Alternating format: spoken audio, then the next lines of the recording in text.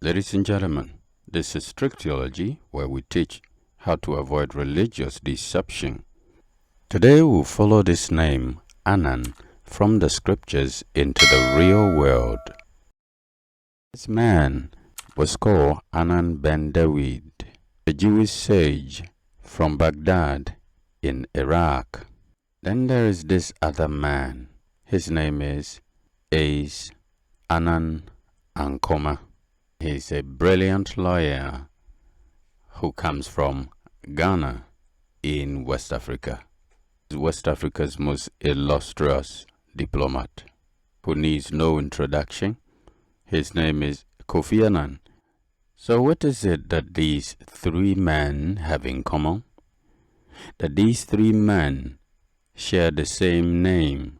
The name Anan is a Hebrew name for an Israelite, which appears in your King James Version at Nehemiah chapter 10 verse 26. If we contract this name to the ancestry of any of these men, it will make them real Israelites in the real world. In Iraqi culture, the name Anan is foreign up to today. What that means is that this man, Anan ben David, actually took that name when he became a Jew. Judaism is a religion. You can join today and quit Judaism tomorrow. And if you quit Judaism today, you're no longer a Jew. You cannot track this man's ancestry through the name Anan. You can only track his religion. That brings us to these two men. The two of them come from West Africa. They come from the same country, which is Ghana, and they come from the same tribe, which is Akan, and they share the same name, which is Anan. And despite the fact that Kofi Annan has an extra N in his name, in Akan culture, Anan is one name belonging to these two persons, and it has the same meaning. Now, Anan, the name Anan, is a name of hundreds of thousands, perhaps millions of Ghanaians who come from two tribes in Ghana. One is a Gadangwe tribe, which is based in the capital of the country, Accra, and the bigger ethnic group, the Akan.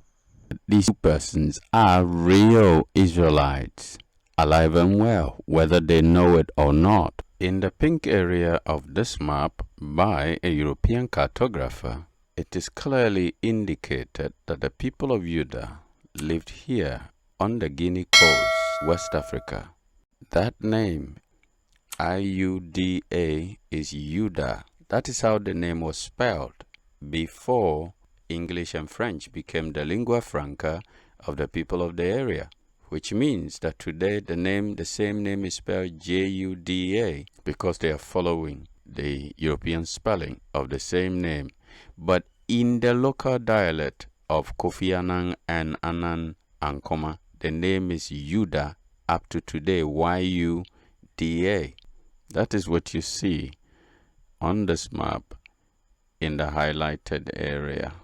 The information presented in this video was sourced from this book, Follow the Name, to Wisdom, Truth, and Secrets, which is available on Amazon.